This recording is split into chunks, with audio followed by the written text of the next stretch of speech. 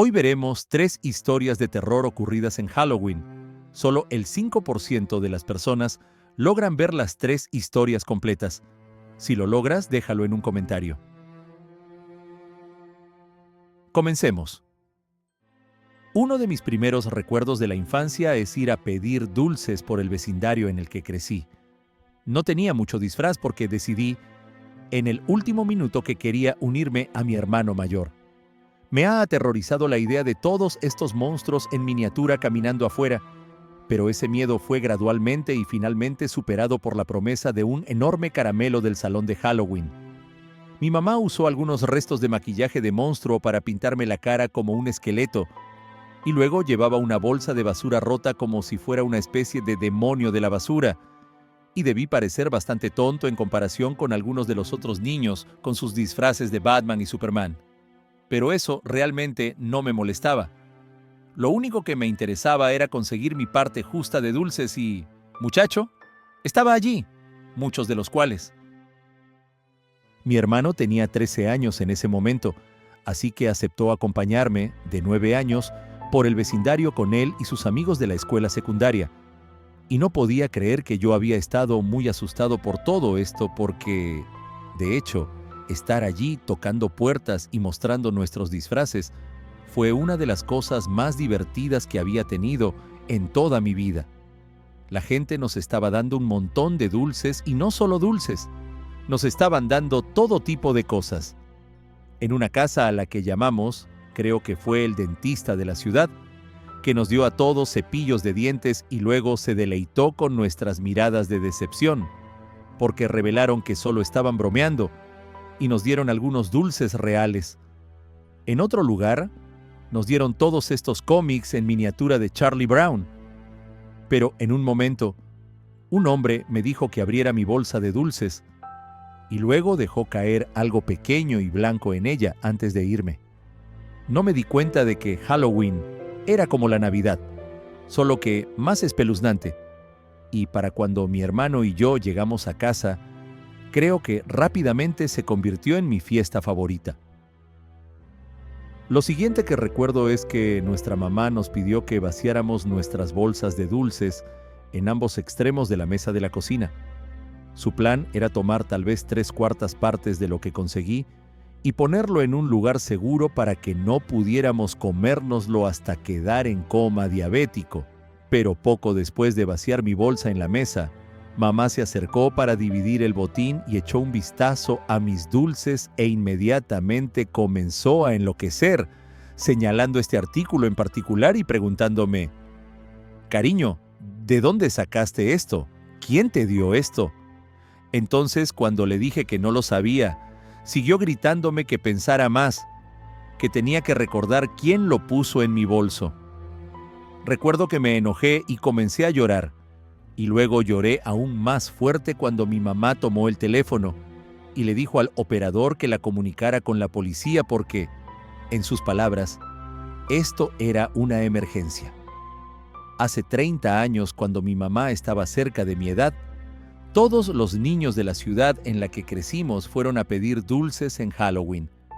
Una niña salió con sus amigos, pero no solo regresó a casa con una bolsa llena de dulces, sino que regresó a casa con una muñequita blanca cosida de trapos de tela. La mamá de la niña no le dio importancia y dejó que su hija se quedara con la muñequita blanca. Pero solo unos días después, hubo un incidente en un parque público. La mamá de la niña la llevó al parque, a un lugar que tenía arena, un hoyo y un gimnasio en la jungla. Mientras sus hijos estaban jugando con los otros niños, ella entabló una conversación con una de las otras mamás. Durante todo el tiempo, un tipo había estado apoyado en la cerca que rodeaba el gimnasio en la jungla. La señora pensó que debía haber sido el padre de uno de los niños, tal vez incluso el abuelo. Simplemente observaba mientras sus hijos o nietos jugaban con todos los demás. Pero luego, mientras la madre mira, ve que el hombre llama la atención de su hija, la llama hacia la cerca y luego comienza a hablar con ella. Nuevamente, todo esto parecía perfectamente inofensivo, pero luego la madre observa que el chico, que lleva un abrigo largo, un sombrero y una bufanda apenas tapada, por lo que su rostro queda ligeramente oscurecido. Se acerca y le pide la mano. La madre observa cómo su pequeña le da la mano al hombre, y luego, cuando el chico se inclinó hacia adelante y pareció comenzar a oler la mano de su pequeña, ella comienza a caminar para intervenir.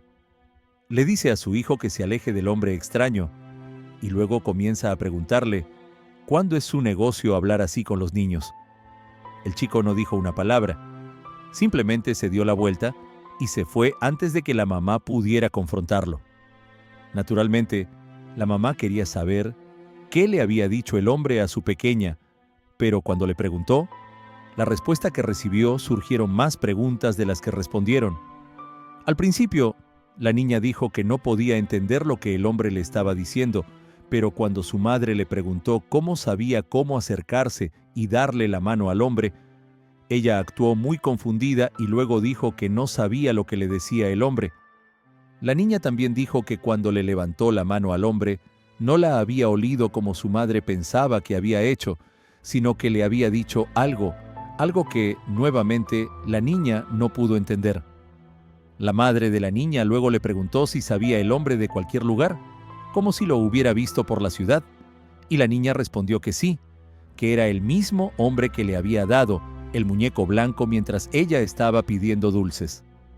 Como se pueden imaginar, la mamá estaba aterrorizada y, al descubrir la conexión entre el muñeco y ese hombre espeluznante, se apresuró a informar a la policía.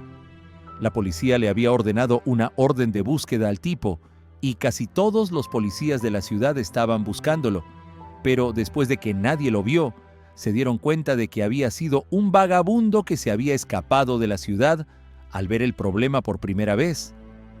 Ninguna de las mamás del parque reconoció al tipo, lo que en una ciudad de nuestro tamaño generalmente significaba que no era de Toer.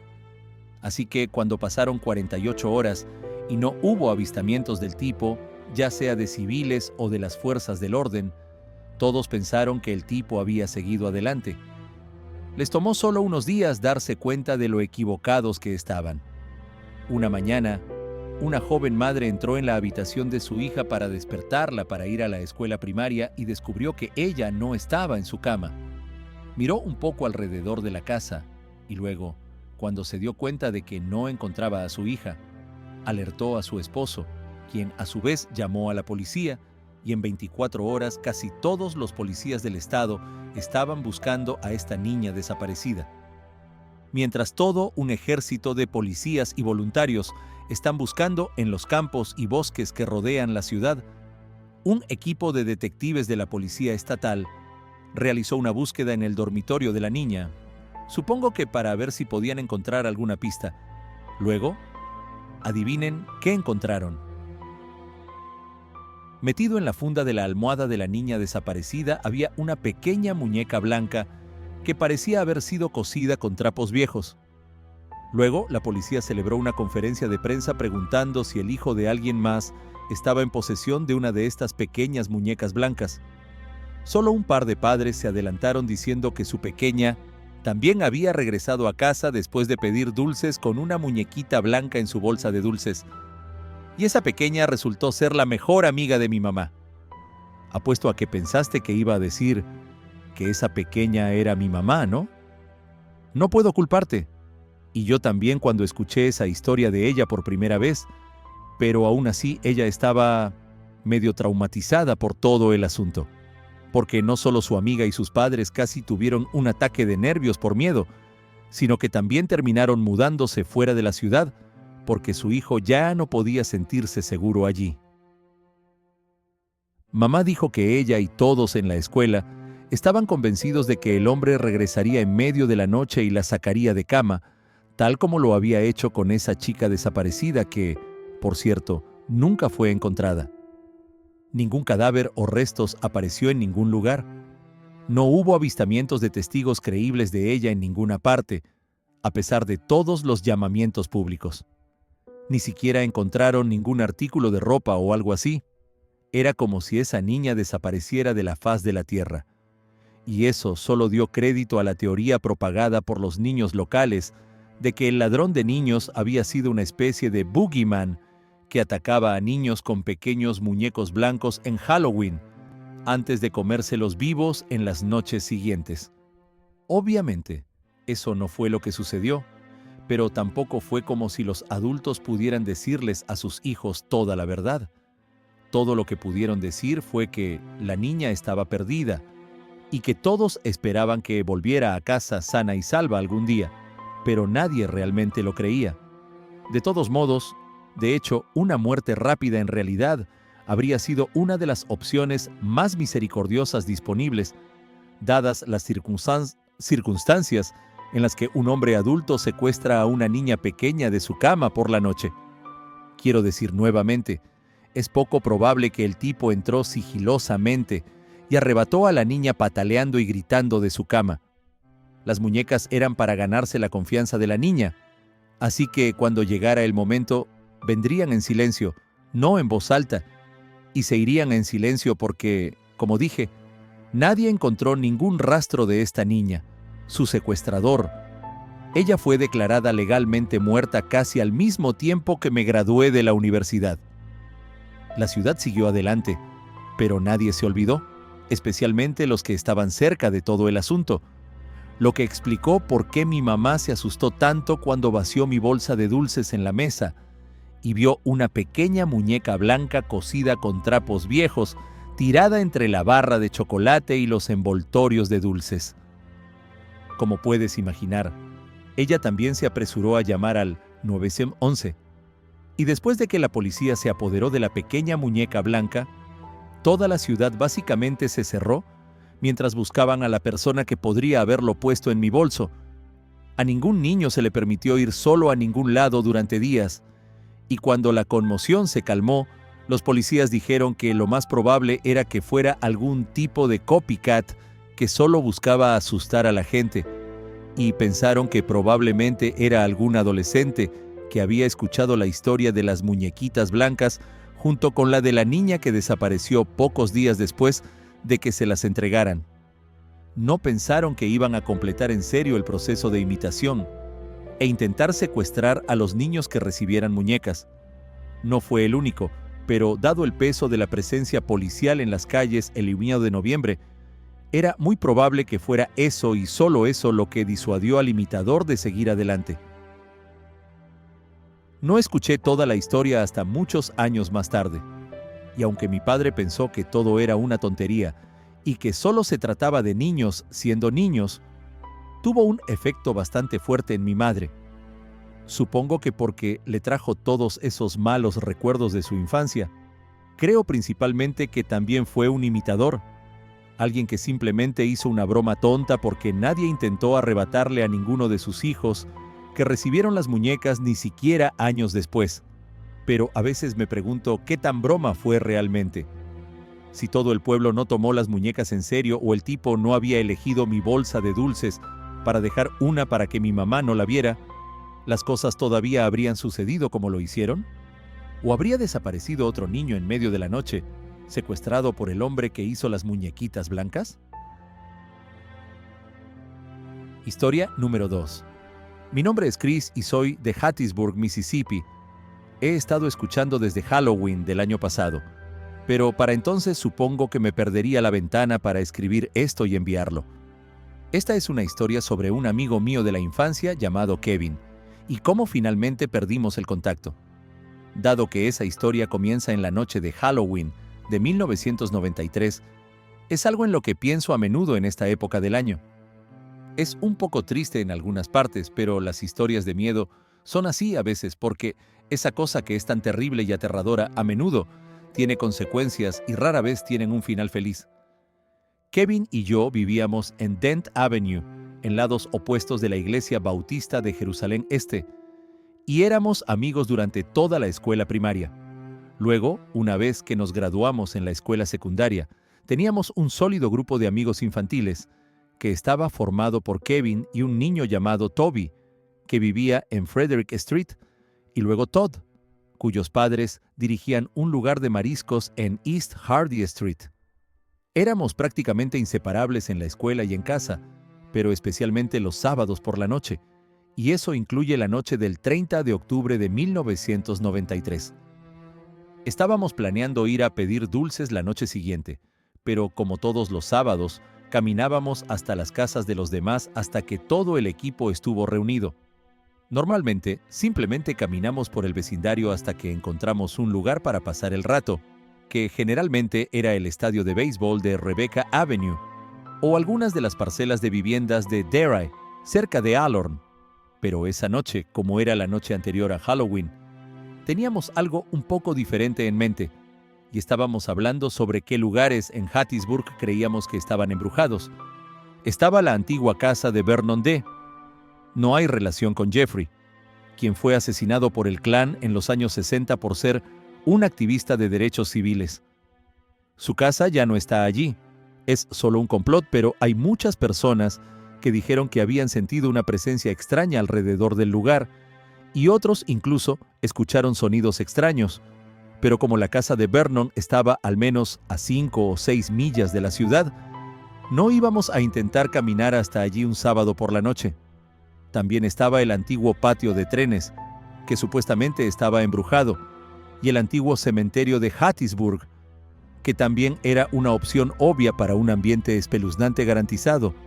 Pero en algún momento alguien mencionó la vieja casa Darrell al final de Elizabeth Avenue, la antigua casa de 2 pisos estilo plantación con sus altas columnas envolventes de vera y las grandes ventanas con contraventanas. Había estado abandonada desde que tengo uso de razón. No creo que alguna vez haya sido parte de una plantación real. Creo que se trataba más bien de que su propietario quería que pareciera lo más grandioso posible, y debe haber sido un gran lugar cuando todavía estaba ocupado. Pero en 1993 no era más que una ruina destartalada, infestada de termitas y parecía espeluznante como el infierno.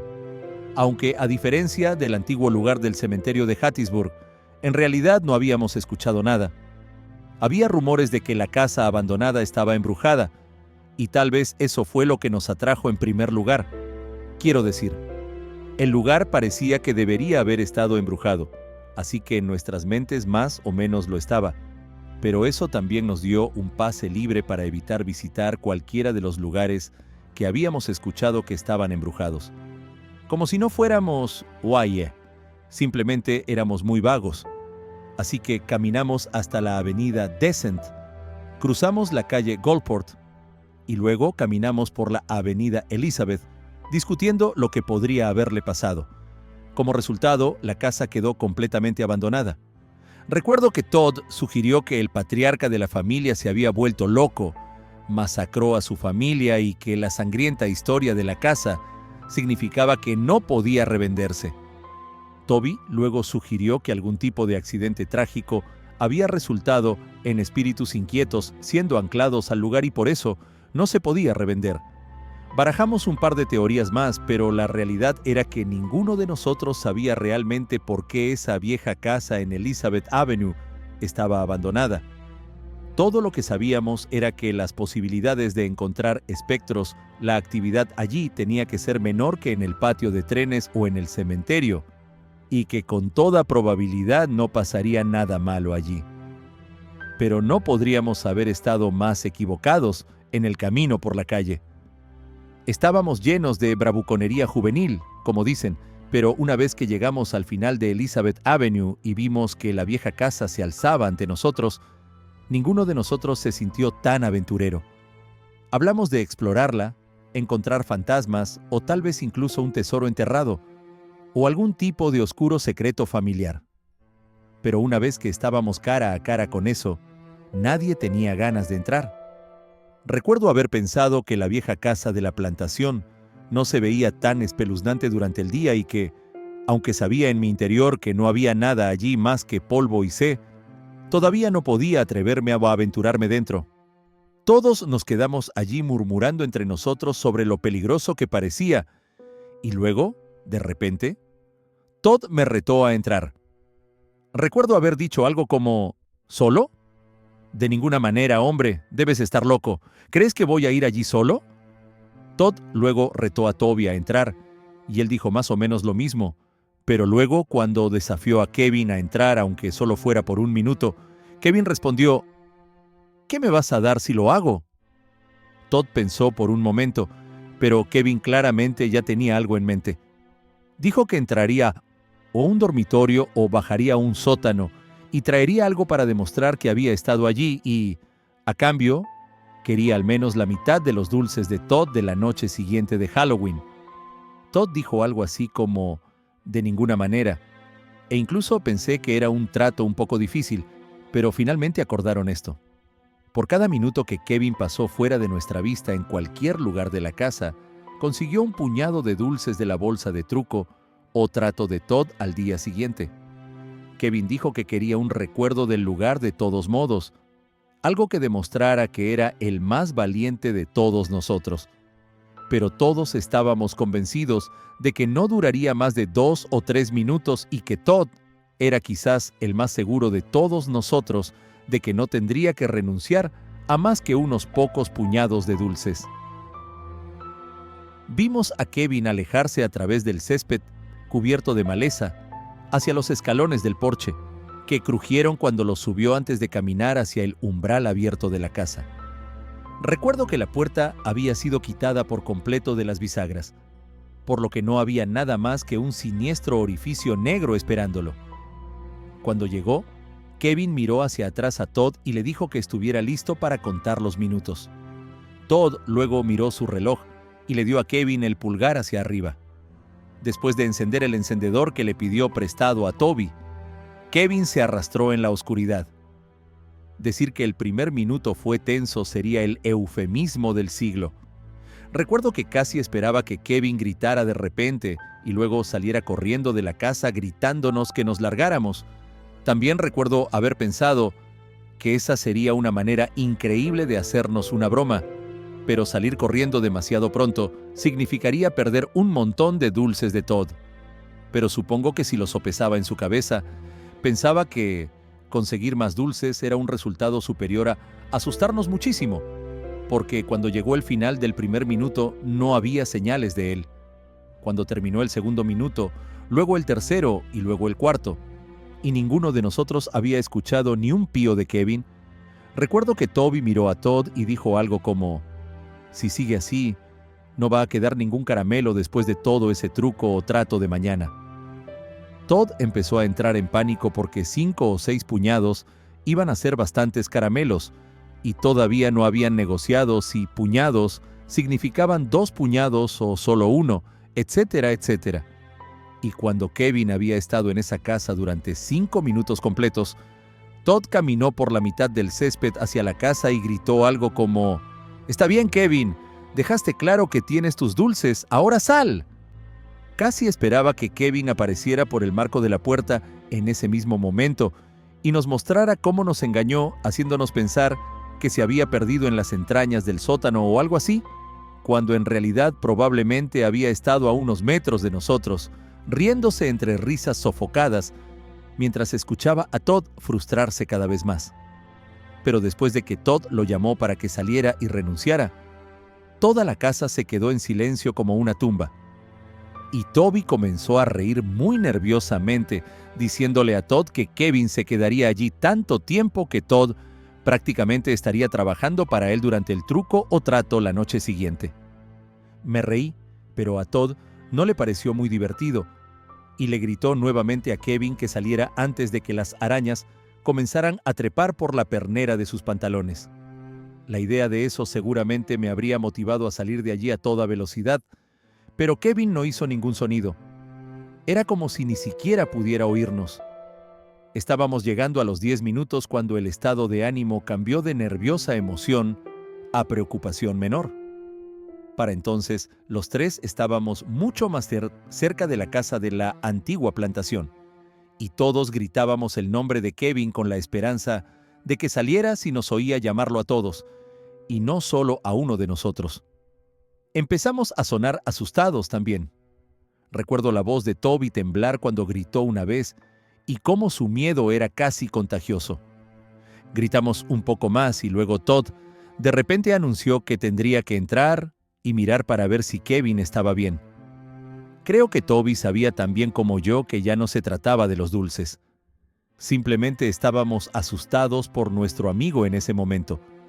Todd comenzó a subir las escaleras conmigo y Toby siguiéndonos de mala gana. Pero cuando finalmente llegó a unos pocos pies de la puerta abierta, comenzamos a escuchar un movimiento desde adentro. Todd gritó de nuevo, «Kevin, ¿eres tú?». Pero cuando no obtuvimos respuesta, el miedo volvió a duplicarse y comenzamos a retroceder, medio esperando que algún monstruo podrido y apestoso saliera tambaleándose hacia la luz de la luna con la sangre de Kevin en sus garras y dientes. Lo que sea que se moviera, lo hacía muy lento y sin urgencia. Solo estos pasos lentos y constantes a medida que se acercaba más y más a la puerta. Seguimos caminando hacia atrás, preparándonos para correr, pero de repente, ¿quién sale a la luz de la luna sino Kevin? Todos damos un gran suspiro de alivio porque él caminaba bien, no corría y tampoco tenía signos de ninguna herida o lesión. Todd dice, «¡Qué demonios, amigo! Nos asustaste muchísimo». Yo estaba esperando a que Kevin estallara en carcajadas antes de llamarnos a todos un grupo de asustados. Había conseguido al menos 7 o 6 puñados de dulces de Todd y logró tenernos a todos a punto de mojarnos los pantalones. Si eso fuera yo, estaría haciendo una vuelta de la victoria del jardín delantero cubierto de maleza del lugar. Pero Kevin no hizo nada de eso. Simplemente pasó junto a nosotros a través del césped y luego comenzó a caminar de regreso por Elizabeth Avenue, conmigo y los demás preguntándole, «Kevin, Kevin, ¿a dónde vas, amigo?». Todd, Toby y yo, todos nos quedamos allí mirándonos unos a otros por un momento, como si quisiéramos preguntar qué demonios le pasó. Luego lo seguimos calle arriba, preguntándole qué había sucedido dentro de esa casa, como si dijéramos que no habíamos escuchado ni siquiera el susurro de un ratón allí arriba. Había estado en completo silencio todo el tiempo, así que queríamos saber qué había estado haciendo Kevin durante tanto tiempo. Kevin tampoco actuaba asustado, al menos no estaba corriendo, simplemente se alejaba como si estuviera cansado y queriendo ir a casa. Toby y yo corrimos frente a él porque no respondía a una palabra que estábamos diciendo y le decimos, «Hola Kevin, ¿qué está pasando? ¿Qué pasó allí?». Fue solo entonces que vi cómo Kevin tenía lágrimas en los ojos. Tanto Toby como yo estábamos diciendo, «Amigo, ¿qué demonios te está pasando?». Y luego Toby intentó hacer que se detuviera físicamente, pero recuerdo como Kevin, en lugar de detenerse, pasó de toda la calma a furiosamente violento, empujando a Toby fuera de él y gritándole, «¡Aléjate de mí!». Gritó tan fuerte que su voz se quebró, como si comenzara como un rugido y terminara en una especie de chillido, y estábamos tan aturdidos que nos detuvimos en seco y lo dejamos caminar por un segundo antes de decidir seguirlo. Nadie sabía qué decir al principio. Fue un poco aterrador verlo enloquecer así en primer lugar, pero a medida que seguíamos a Kevin por la avenida, comenzamos a llamarlo nuevamente. Le pedimos que se detuviera, que hablara con nosotros y luego le pedimos que al menos redujera un poco la velocidad. Pero nuevamente nos ignoró por completo, hasta que fue el turno de Todd de correr delante de él en un intento de bloquear su camino. Kevin trató de evitar a Todd caminando alrededor de él sin decir una palabra, pero entonces Todd se paró frente a él nuevamente. Kevin comenzó a balancearse, y Todd se echó hacia atrás con tanta fuerza para evitar los golpes que cayó sobre su trasero. Luego Toby y yo corrimos tratando de separarlos, y Kevin comenzó a golpearnos también, gritando, «¡No me toques! ¡Aléjate de mí!». Otra vez su voz se quebraba, como si estuviera luchando contra las lágrimas, y en todo el tiempo que lo había conocido, nunca había visto a Kevin actuar así. Parecía loco, sus ojos estaban salvajes, su cara estaba roja, y hablaba en serio acerca de lastimarnos si nos acercábamos demasiado. Quiero decir, se movió hacia Todd tan rápido que cayó de trasero, y si Toby y yo no hubiéramos bloqueado cuando lo hicimos, entonces probablemente terminaríamos peleando con él. No queríamos nada más que él, simplemente nos dijera lo que había sucedido en esa casa, pero si no quería decirnos, entonces no habría manera de lograr que lo hiciera. Supongo que no tuvimos más remedio que dejarlo ir. Quiero decir, no tenía otro lugar a donde ir excepto a casa, Así que después de que Todd se puso de pie, dejamos que Kevin siguiera caminando un rato antes de que girara en dirección a su casa y desapareciera de la vista. Toby, Todd y yo caminamos de regreso a nuestras casas porque no queríamos seguir a Kevin en la dirección en la que iba, en caso de que nos viera siguiéndolo y decidiera que solo quería golpearnos. Supongo que estaba bastante conmocionado por seguir viéndolo así en primer lugar, así que caminé con Toby y Todd por un rato mientras tratábamos de averiguar qué había sucedido en esa antigua casa de la plantación. Toby estaba convencido de que Kevin había visto algún tipo de fantasma o espíritu, porque para él nada más explicaba por qué estaba tan asustado, excepto que Todd no se lo tragó. Él pensó que Kevin había visto algo lo suficientemente aterrador como para reaccionar de la forma en que lo hizo, pero no podía haber sido un fantasma, porque, como él dijo, los fantasmas no son reales. Pensó que tal vez podría ser un cadáver, una vieja mancha de sangre o incluso como una jaula del tamaño de un hombre en el sótano, algo lo suficientemente espeluznante como para asustarlo, pero no había forma de que Kevin viera un fantasma y luego saliera del edificio sin decirnos lo que había sucedido. Lo molestó muy profundamente, pero supongo que no fue una amenaza. Parece ridículo después de todos estos años, pero en ningún momento a ninguno de nosotros se le ocurrió regresar y echar un vistazo a esa casa nosotros mismos, ya sabes, para poder saberlo por nosotros mismos. Lo que Kevin había visto, pero éramos solo niños, simplemente asustados, niños pequeños, y todo lo que queríamos hacer era simplemente irnos a casa y esperar que Kevin nos dijera lo que había sucedido la noche siguiente cuando salimos a pedir dulces. Al día siguiente, recuerdo haber llamado a la casa de Kevin para ver si podía hablar con él.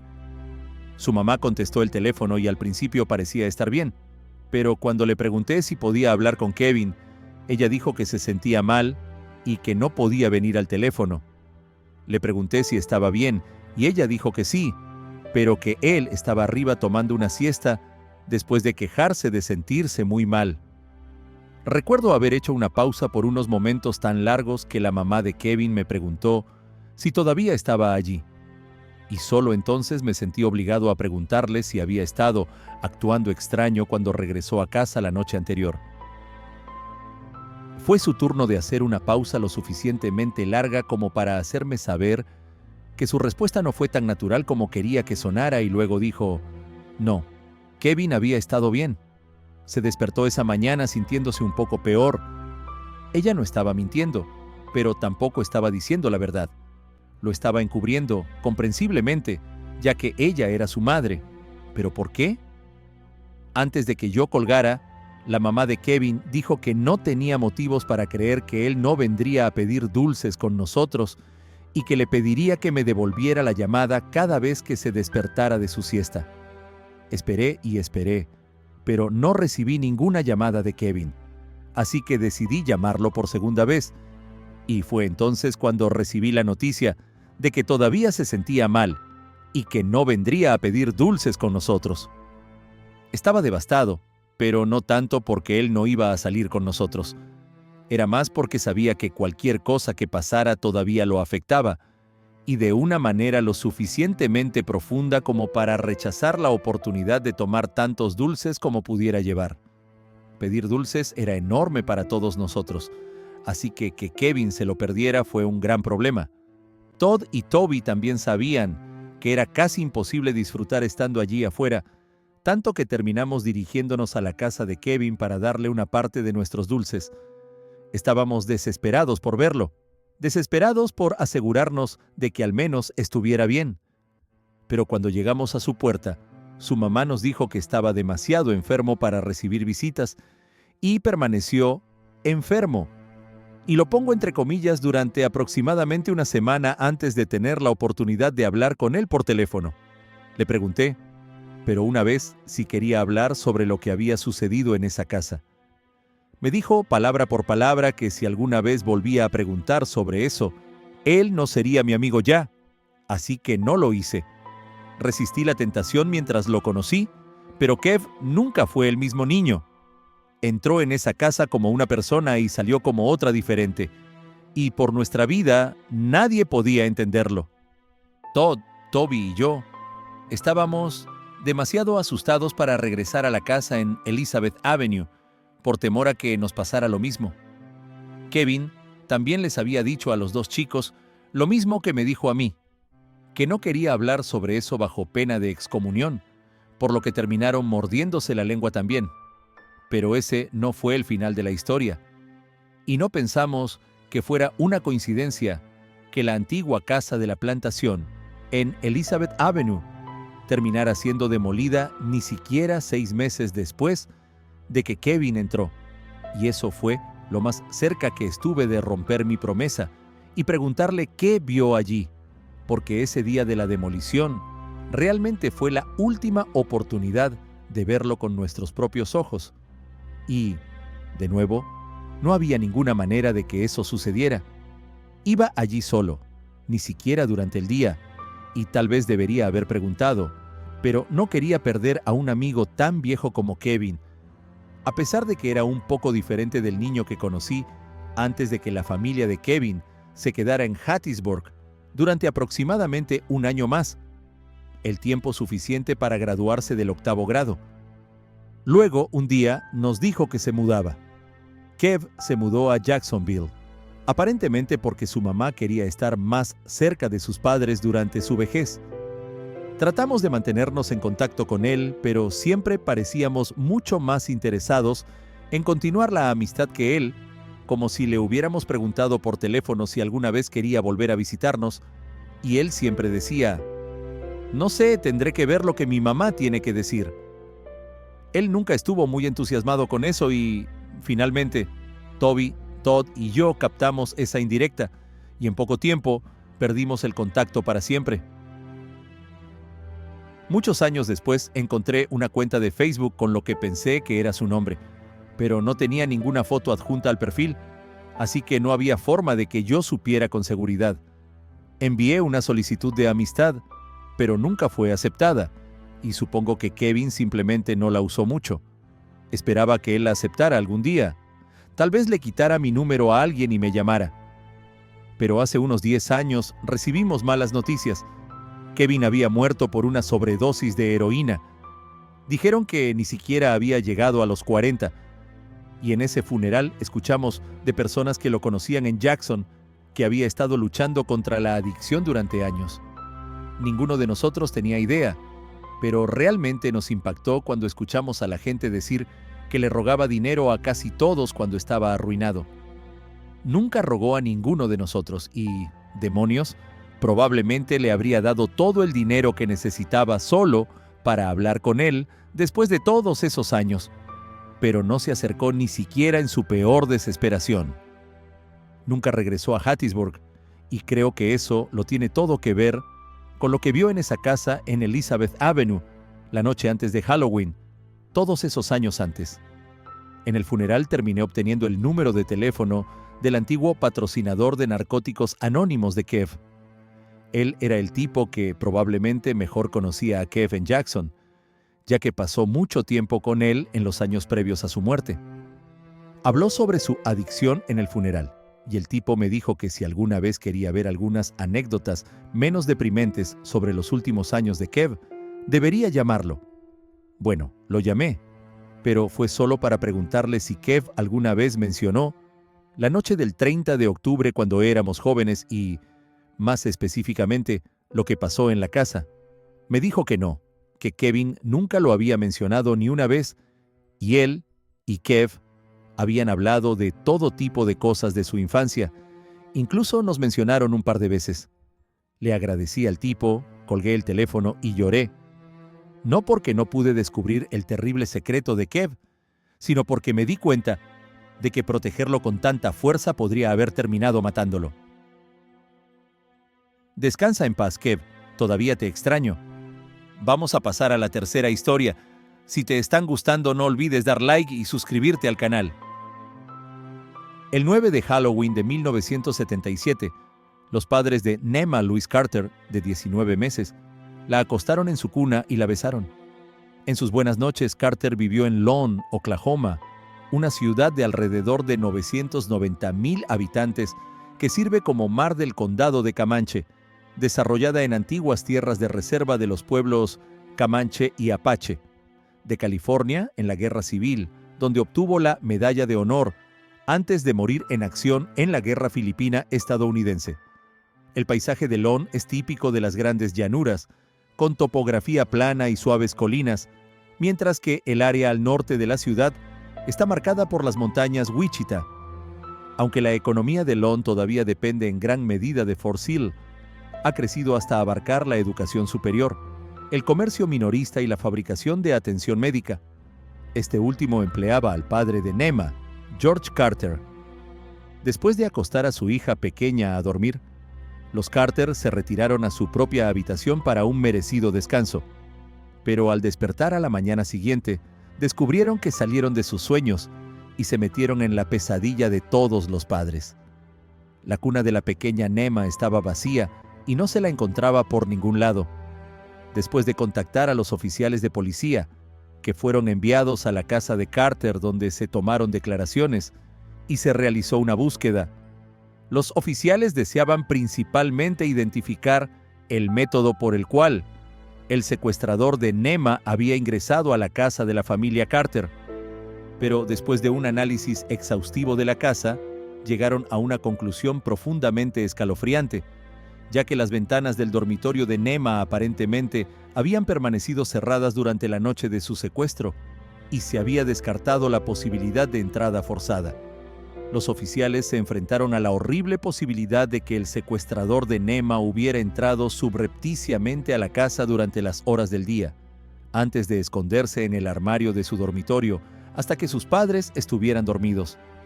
Entonces, y solo entonces, habrían podido sacar a la pequeña Nema de la casa sin siquiera alertar a sus adorados padres. El secuestro de Nema provocó conmoción en la comunidad local, y la policía alentó al público a estar atento a signos de actividad sospechosa. Nadie podía entender por qué alguien querría secuestrar a una niña de 19 meses, pero parecía inconcebible que las intenciones del sospechoso fueran asesinas. Todo el esfuerzo de búsqueda que siguió dependió de la posibilidad de que la pequeña Nema todavía estuviera viva y que alguien la estuviera reteniendo con la intención de transportarla fuera del estado. Pero la realidad fue mucho más horripilante. Aproximadamente un mes después del secuestro de Nema, un grupo de escolares estaba explorando una casa abandonada a unas 4 cuadras de donde vivía la familia Carter. Esta casa era un lugar frecuentado por adolescentes y niños más pequeños que la usaban para jugar o para simplemente buscar grafitis, pero quien alguna vez fue dueño de la casa había dejado atrás la mayoría de sus muebles. Mientras los niños exploraban la casa, su curiosidad los llevó a abrir gabinetes, armarios y alacenas, todo con la esperanza de descubrir algún botín perdido hace mucho tiempo, hasta que entraron en el ruinoso edificio de la casa. En la cocina, todos sus hallazgos eran basura y nada de baratijas. De repente, uno de los niños notó el refrigerador y se preguntó en voz alta si había algo de comida adentro. Con una curiosidad macabra, los amigos del niño lo alentaron a abrir la puerta del electrodoméstico. El niño hizo lo que le pedían. Se acercó al refrigerador y luego abrió la puerta. Pero en lugar de ser recibidos por la vista de verduras podridas y carne plagada de gusanos, lo que los niños vieron ese día los perseguiría por el resto de sus vidas. Allí, tirado en uno de los estantes de vidrio desnudos del refrigerador, estaba el cadáver asfixiado y en descomposición del cuerpo de la pequeña Nema Carter. Lawton siempre ha sido una especie de lugar rudo y listo, y no era ajeno a los delitos menores y a veces violentos, pero el secuestro de niños en medio de la noche era inaudito, o al menos casi inaudito. El año anterior, el 8 de abril de 1976, las hermanas gemelas Mary y Tina Carpenter fueron secuestradas a plena luz del día mientras veían televisión en la casa de su abuela. Según el informe, un amigo de las gemelas Carpenter abrió la puerta de la sala antes de convencer a las 2 niñas de que salieran de la casa. Las niñas, de 3 años, lo siguieron, pero pronto se encontraron con Jacqueline Merrubido, de 16 años, quien comenzó a arrastrar a las niñas por la calle. En llamadas telefónicas a la policía, los testigos afirmaron que las gemelas Carpenter estaban llorando y tratando de liberarse del agarre de Rubido. Instaron a la policía a darse prisa, pero cuando los agentes llegaron al lugar, Rubido y sus 2 víctimas no aparecían por ningún lado. Varios años después, en una entrevista con las autoridades locales, Tina Carpenter, de 10 años, dijo: "Nos llevó a una casa que era blanca, cerca de las vías del tren. Había muebles rotos adentro. Cuando entramos allí, nos llevó al refrigerador y nos dijo que entráramos. Dijo que su tía estaría allí para sacarnos y llevarnos a tomar un helado más tarde". Las gemelas Carpenter hicieron lo que les dijeron, con miedo de arriesgarse, pero una vez dentro, Rubido simplemente cerró la puerta de golpe y se escapó. 2 días después, un grupo de niños estaba jugando en una casa desierta cuando escucharon débiles gemidos provenientes de un refrigerador sucio. Una niña de 11 años llamada Kathy Ford y otro niño del vecindario abrieron valientemente la puerta del refrigerador y Tina Carpenter cayó exhausta, aterrorizada pero viva. Milagrosamente, Tina había sobrevivido respirando a través de un pequeño agujero en el refrigerador. Su hermana gemela, por otro lado, no fue tan afortunada y falleció como resultado de asfixia prolongada. Cuando la policía interrogó a Kathy Ford, ella afirmó haberle preguntado inmediatamente a la exhausta Tina: "¿Quién te encerró en el refrigerador?".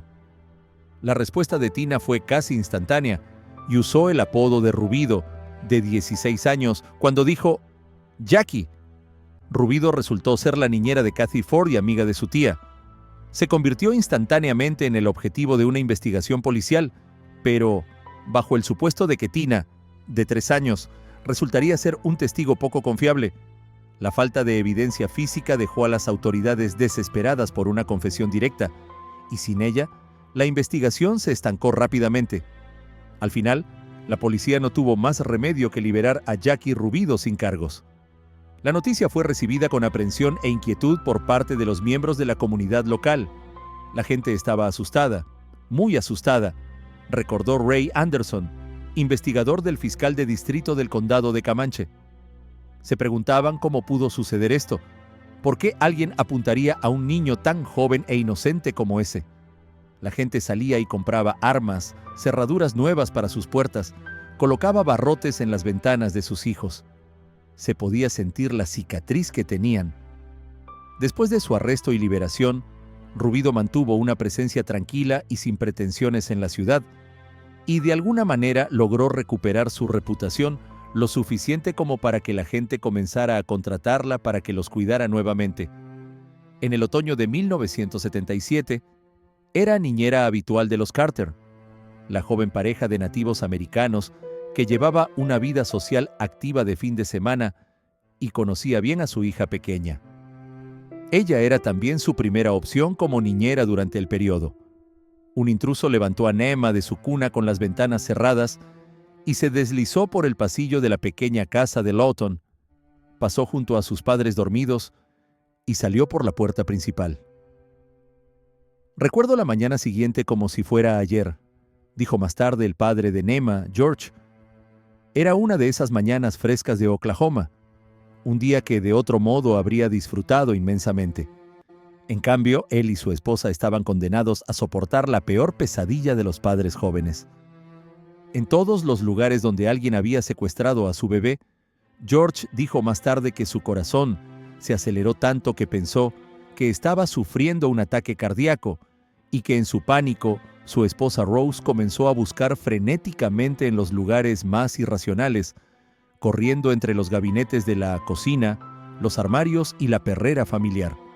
Incluso revisó debajo de la casa y en el campo detrás de la cerca del patio trasero, pero la pequeña Nema no apareció por ninguna parte. Durante las fases iniciales de la investigación y, dado el alto porcentaje de participación de los padres en los casos de niños desaparecidos, Los detectives no tuvieron más remedio que considerar a George y a los propios padres de Rose Nema como sospechosos preliminares. "Naturally, we called them in for questioning", recordó Cecil Davidson, un detective de policía retirado de Lawton que trabajó en el caso. Aceptaron someterse a pruebas de detector de mentiras y cada uno pasó con gran éxito. Una vez que los padres fueron retirados como sospechosos, casi todos cayeron bajo la red de sospecha, incluidas las niñeras del vecindario Joyce Smith y Jacqueline Rubido. "Es sorprendente que nos haya tomado tanto tiempo armarlo", recordó Davidson. Pero alguien finalmente recordó que Jackie Rubido había estado implicada en un crimen casi idéntico ni siquiera un año antes, y después de eso, todos los ojos estaban puestos en ella. Cuando el detective Davidson finalmente confrontó a Rubido con respecto al secuestro y asesinato de Nema Carter, su respuesta fue cínica, por decirlo menos. Rubido afirmó que estaba jugando al bingo la noche en que Nema desapareció, y al principio su coartada parecía hermética, pero a medida que Davidson continuó interrogándola, empezó a dudar de la inocencia de Rubido. "Ella estaba muy callada", recordó Davidson. "Nunca te miraba a los ojos. Su mirada siempre estaba en otro lado o mirando al suelo. Siempre estaba muy cerca de decirte algo crítico y luego regresaba de inmediato, como si tuviera miedo de incriminarse a sí misma". A la luz de esto, el detective Davidson sigue casi convencido de la culpabilidad de Rubido, pero lamenta la falta de cierre del caso. "Nunca pudimos lograr que ella confiese", dijo más tarde. "La parte frustrante fue que no teníamos pruebas físicas. Ni huellas dactilares, ni huellas de pisadas, ni pelo, ni sangre, nada. Lo único que creo que realmente tuvimos fue esta extraña respuesta que recibí de ella sobre el bingo. Estaba muy enojada por el hecho de que todos jugaban al bingo mientras ella se quedaba atrapada cuidando niños", explicó Davidson. "Y hasta el día de hoy estoy convencido de que Jackie Rubido asesinó a Nema. Pero el fiscal de distrito nunca consideró que tuvieran suficiente para procesar. El detective Davidson podría ser inquebrantable en su creencia, pero todos están convencidos de que Jackie Rubido secuestró y asesinó a la pequeña Nema Carter, incluido su propio padre, George". 2 meses antes del secuestro de Nema, los Carters encontraron a su perro envenenado. Unos días después, regresaron a casa y descubrieron que había sido destrozado por vándalos. "Me resulta difícil pensar que todos esos eventos fueron mera coincidencia", dijo George. "Conocíamos a Jackie Rubido. No, simplemente no cuadra. Nunca sentí eso en ella. Cada vez que Jackie venía, Nema corría hacia ella y le daba un gran abrazo. Pero hace varios años vi una entrevista con Jackie en un periódico y ella dijo que estaba drogada en ese momento de su vida", dijo George. "¿Era alguien que conocíamos?", le preguntaron a George. "Creo que era alguien que estaba familiarizado con nuestra casa, pero nunca estuve completamente convencido de que fuera Jackie". George, cuya esposa, Rose Carter, murió en 2000, está plagado de la inquietante realidad de que nadie fue acusado del asesinato de su hija pequeña.